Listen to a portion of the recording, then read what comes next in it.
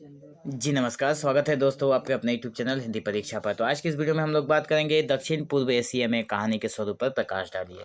तो दक्षिण पूर्व एशिया में कहानी के स्वरूप पर प्रकाश की अगर बात करें तो कहानी जो है इस एरिया की बहुत प्राचीन और समृद्ध है, जिसमें मतलब इस क्षेत्र में कहानियाँ, लोक कथाएँ, पौराणिक पौराणिक जो कथाएँ, धार्मिक आख्यान हैं और समकालीन साहित्यिक जो कहानियाँ हैं वो सारी की सारी इन सब के साथ मिलती हैं, शामिल हैं। और इन कहानियों का विकास स्थानीय सांस्कृतिक, धार्मिक और सामाजिक परिस्थितियों से प्रभावित होता है। तो दक्षिण पूर्व एशिया की कहानी परंपरा का परिचय अगर बात करें तो दक्षिण पूर्व एशिया में कहानी कहने की परंपरा जो थी वो मौखिक थी और बाद में लिखित साहित्य में बदल गई। पहले मौखिक थी, बाद में लिखित हो गई। और इस क्षेत्र में जो कहानी के विभिन्न स्वरूप हैं विकास हुए वो इस प्रकार हुए कि लोक कथाएं और मिथक हुई, बौद्ध और हिंदू धार्मिक आख्यान हुए, ऐतिहासिक और युद्ध कथाएं भी लिखी गई, समकालीन और सामाजिक और राजनीतिक कहानियां भी हमें देखने को मिलती हैं। तो ये जो क्षेत्र है वो भारतीय, चीनी और इस्लामी प्रभाव से गहराई से प्रभावित होता रहा है, जो यहाँ की कहानियों में भी परिलक्षित होता है। इन कहानियों में भी इन सारी चीज़ों के बारे में देखने को मिलता है। कहानी के प्रारंभिक जो पारंपरिक जो स्वरूप है उसमें लोक कथाएं और मिथक हैं। इस क्षेत्र की कहानियां प्रकृति, पशु पक्षी, देवी देवताओं के केंद्र में रखा गया है लोक कथाओं में।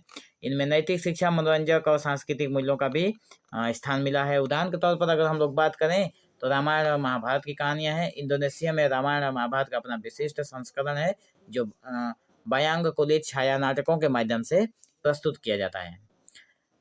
फिलिपिनो लोक कथाएं हैं, जैसे आलसी जुआन जुआन टमाड, जिसमें एक लोक जीवन की व्यंग्यात्मक कहानियां मिलती है, जिसमें अगर हम लोग बात करें धार्मिक आख्यान की तो इसमें हिंदू, बौद्ध और इस्लामी धर्मों के प्रभाव के कारण धार्मिक आख्यान इस क्षेत्र की कहानियों का महत्वपूर्ण हिस्सा है।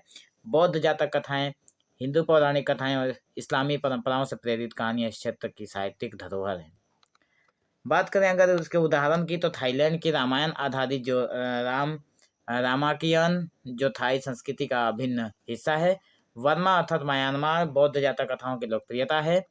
मलय और इंडोनेशिया इस्लामी कहानियों जैसी का हिकायत है। अगर बात करें ऐतिहासिक और बौद्ध कथाएं, 3 नंबर पॉइंट की ऐतिहासिक और युद्ध कथाएं, तो जिनमें इन कहानियों में क्षत्रिय राजाओं, नायकों और उनके संघर्षों का वर्णन हमें देखने को मिलता है। यह परंपरा जो क्षत्रिय का मतलब हो गया वहाँ पे लोकल जो राजा थे। परंपरा जो है वो स्थानीय इतिहास और संस्कृति को संरक्षित करती है। मतलब स्थानीय इतिहास को और संस्कृति को ये संरक्षित करके रखती है, सुरक्षित रखती है।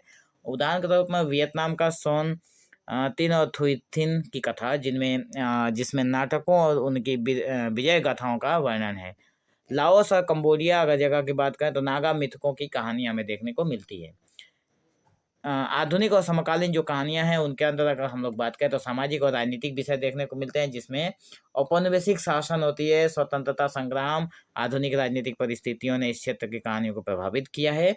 आज की जो राजनीतिक क्षेत्र कहानियां वो इस क्षेत्र की कहानियों को प्रभावित किए हैं। सामाजिक असमानता जो है, समाज में असमानता हो ही रही है, शहरीकरण का जो प्रभाव चल रहा है, प्रचलन चल रहा है और पारिवारिक मुद्दे समकालीन कहानियों के प्रमुख विषय बन गए हैं। उदाहरण के तौर पर अगर हम लोग बात करें तो वियतनाम का जो है ये जो लेखक हैं, ठीक है, इनके जैसे लेखकों ने युद्ध के प्रभाव और सामाजिक असमानताओं की कहानियों में प्रस्तुत किया है।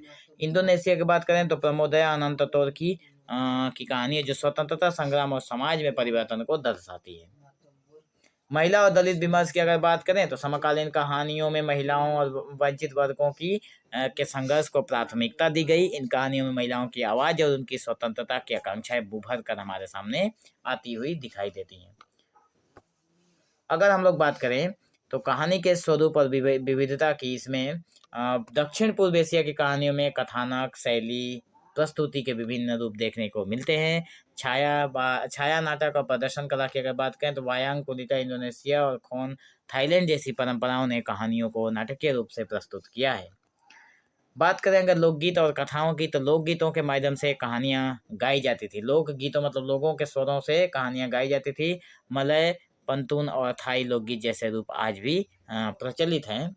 उपन्यास और लघु कथाएं, जिनमें औपनिवेशिक प्रभाव और आधुनिक शिक्षा प्रणाली ने कहानी को उपन्यास और लघु कथाओं के रूप में विकसित किया है। समकालीन लेखकों ने छोटे और प्रभावशाली कथानक प्रस्तुत किए हैं। दक्षिण पूर्व एशियाई कहानियों के प्रमुख जो विषय हैं वो हैं इस प्रकार: प्रकृति और मानव का संबंध, प्राकृतिक आपदाएं जैसे पर्वत और नदियां कहानियों के महत्वपूर्ण प्रतीक बने। धार्मिक और नैतिक शिक्षा हमें देखने को मिलती है, जिसमें ईसाई धर्म और नैतिक आदर्शों पर आधारित कहानियां हैं।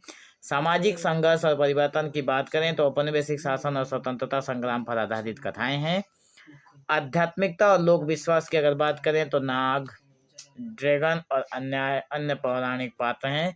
तो निष्कर्ष में आते हैं जिसमें बताया गया है कि दक्षिण पूर्व एशिया की कहानी जो है परंपरा में लोक कथाओं से लेकर समकालीन कथाएं तक विविधता और गहराई है। यह क्षेत्रीय संस्कृति, परंपराओं और धार्मिक मान्यताओं का प्रतिनिधित्व करती है। आधुनिक कहानियों ने स्थानीय और वैश्विक मुद्दों को शामिल कर इस परंपरा को और समृद्ध बनाया है। तो हम आशा करते हैं आप लोगों को ये वीडियो पसंद आया होगा। नेक्स्ट वीडियो के लिए चैनल को प्ले लिस्ट है या फिर चैनल को सब्सक्राइब जरूर करके रखें और प्ले लिस्ट को जरूर फॉलो करें, ताकि हर वीडियो की लेटेस्ट अपडेट आप लोगों तक पहुंचती रहे।